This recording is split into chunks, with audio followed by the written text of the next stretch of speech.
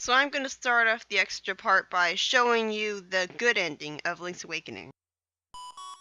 Or supposedly good. Again, I don't really see how Marin becoming a seagull and being unable to do anything she did before is a good ending. Cause sure, she wanted to fly free and everything, but she's still a seagull.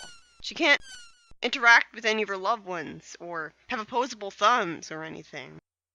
Why not just make her human and be with Link? And I wish they had that message in the actual credits. Well, they're both actual credits, but... So, this game has a lot of hidden songs in it.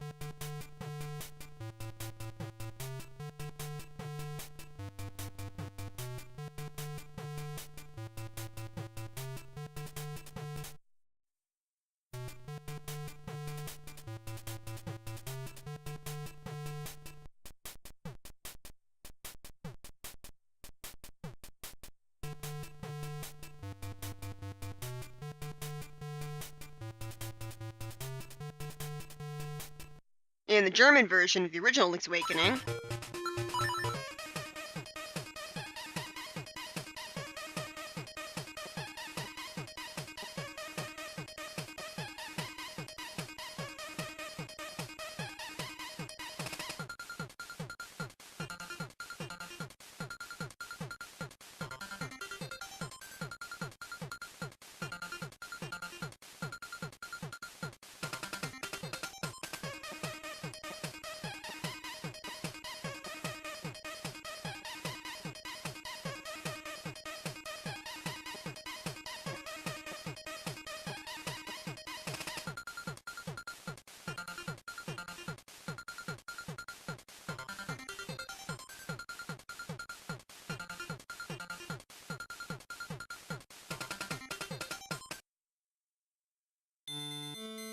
it starts out with the Ballad of the Windfish, and then it gets into something original.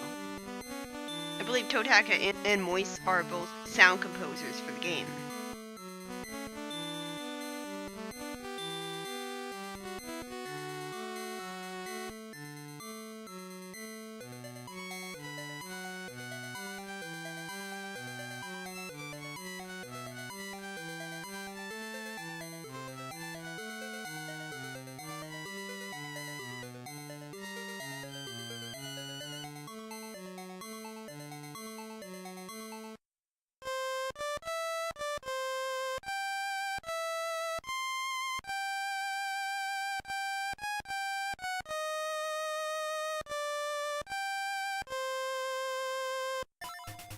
So enter Moise's German version for another way to hear music. So you can hear this song in the German version too, as well as the Japanese version.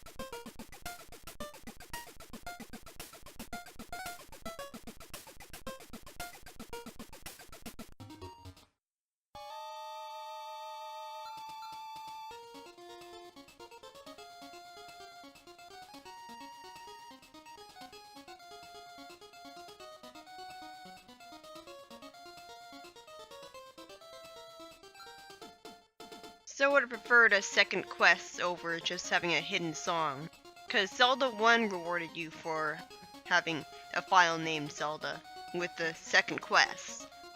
And granted that second quest sucked, but it was better than having just a hidden song. I mean, you can just hear a hidden song on YouTube whenever you want. This is a pretty obtuse place for a hidden song. I really wish that Zelda games had sound tests more often, so that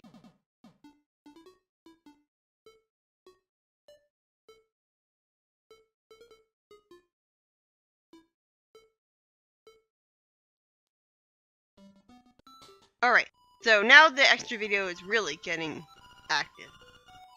This is what she says if you try to return Bow Wow before you enter the Bahongo Swamp. She just tells you that she wants you to take him for a walk instead of asking you to return him right away. Oh yeah, and that's the 5th seashell that showed off.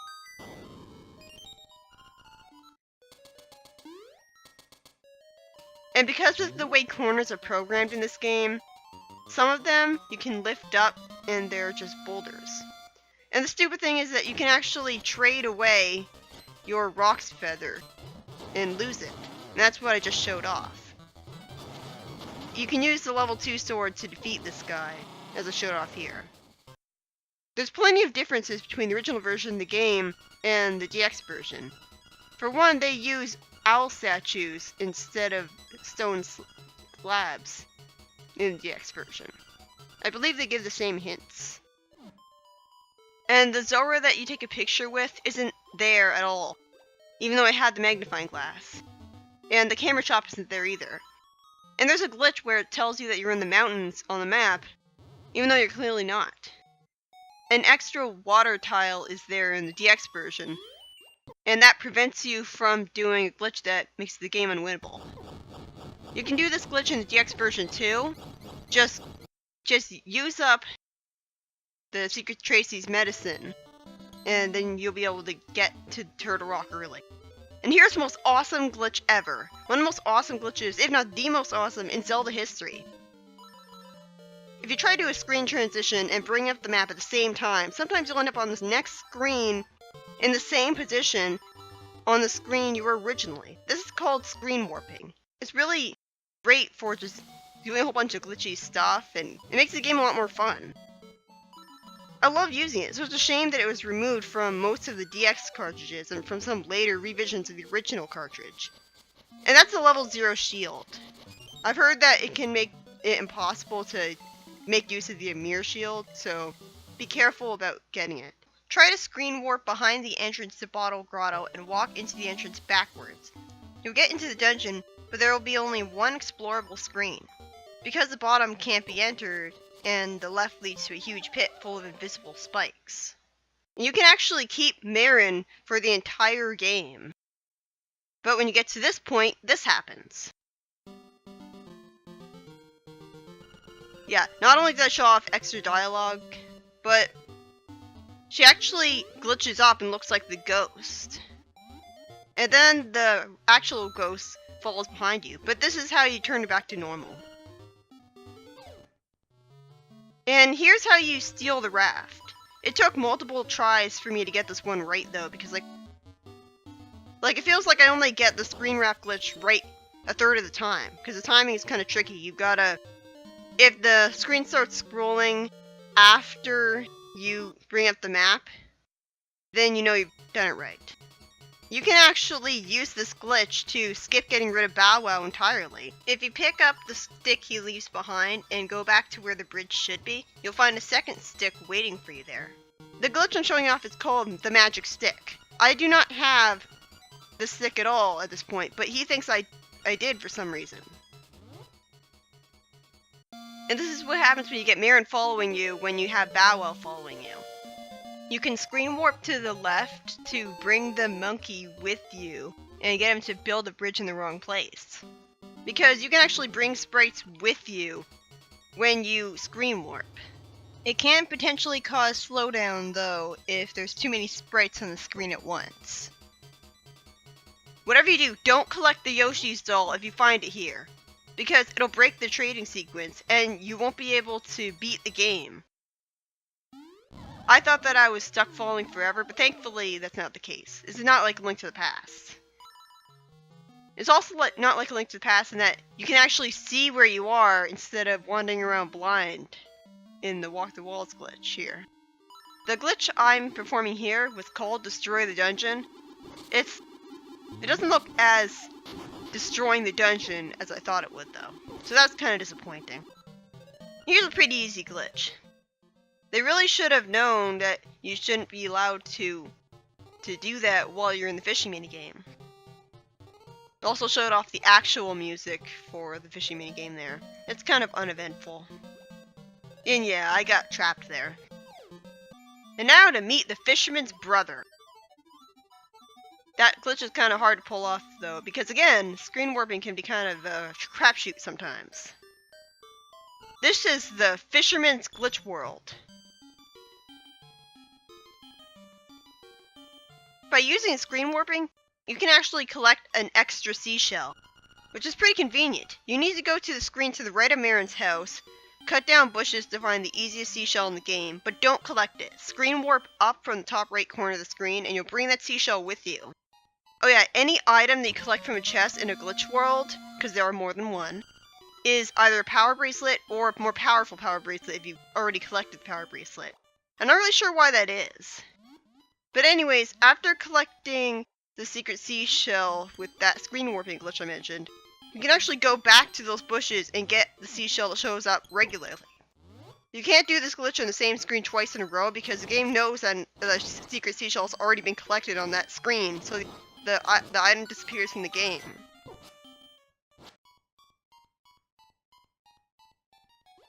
Yeah, that's kind of weird. Like you start swimming through the walls. Everything's all messed up. This is definitely different from Link to the Past. The collision gets all messed up and everything. If you go up a staircase, then everything will return to normal. It'll be like you're not in the glitch world anymore. Instead, you'll be interacting with the room you're in as if you enter it normally. Sometimes the wrong music can play in the glitch world. And because of the messed up collision stuff, I had kind of a hard time collecting this thing, but I managed to do it. There's a glitch exclusive to the DX version of the game where if you kill 100 enemies in the overworld, if you have the 100th enemy not be the only one on that screen at the time, there's a chance you might change the color of your tunic. And it doesn't just change the color, it actually gives you the effect of the tunic. And you can actually get the tunic that looks like what Link looks like when he's damaged. And it has the same effect as the power tunic where it blasts enemies away from you.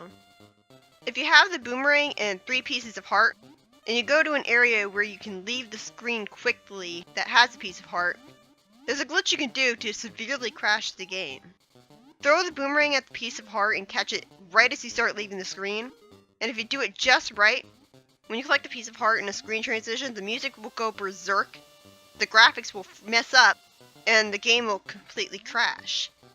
If you do this glitch with less than 3 heart pieces, it'll crash the game, but in a much less spectacular way. I guess this is why you can't collect heart pieces with the boomerang in most all the games, because you might initiate a screen transition when doing so. And here's the kennel glitch. Which glitch world you get depends on how many enemies you defeated in between reloading your file and coming here. I killed 2 enemies. If you collect a golden feather that drops from the ceiling in this glitch world, an invalid music will play, and so you'll hear really screechy and off-key music that's kind of unsettling, to be honest. If you pick up something and press the opposite direction on the control pad right away, Link will have a graphical glitch where he'll pick up the object like it's behind him when it's really in front of him. Like, there's a lot of glitches that I didn't show off because they're either too minor or I just didn't know if I could pull them off. But that was the glitch video of Link's Awakening. Ended a lot sooner than I thought, to be honest. And the next Zelda game I'm going to be doing is Minish Cap. Maybe I'll get to Ocarina of Time eventually, but don't expect it anytime soon.